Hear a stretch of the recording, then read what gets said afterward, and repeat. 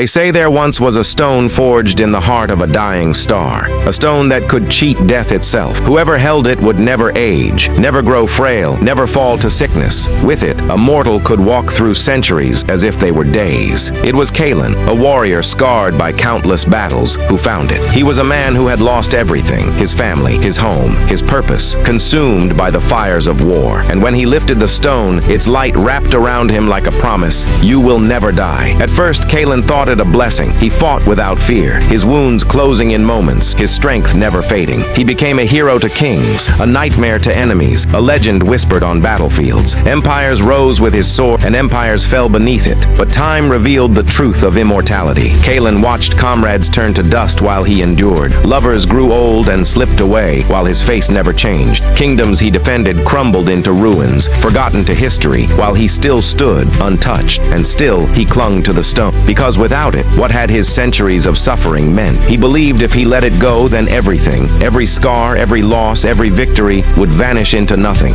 But the stone was not a gift, it was a chain. With each century, it fed on his grief. Its glow darkened, its weight grew heavier. It whispered in his mind at night, binding him tighter to its curse. Kalen was not its master, he was its prisoner. One night, after a battle that left 1,000 corpses upon the earth, Kalen staggered into the ruins of an ancient temple. The stone burned in his hand, its voice echoing, "You are eternal, but only through me." Kalen's rage broke at last. Centuries of sorrow poured out. He raised the stone high, and with a cry that shook the temple walls, he hurled it to the ground, once, twice, again and again, until, at last, it cracked, and then it shattered. The light of the stone died, and for the first time in centuries, Kalen felt pain. His hands bled, his breath came ragged, tears filled his eyes, not from grief, but from something he had forgotten long ago, the joy of being mortal. He stepped out of the temple as the dawn broke across the horizon, no longer an undying warrior, no longer a cursed soul. He walked into the sunrise, a man, fragile but free. And so the stone of immortality was lost forever, not destroyed by an enemy, not stolen by kings, but broken by the very one who had borne its curse. That is the legend of the immortal stone, the gift that made a man live forever, until at last he chose to die as one of us.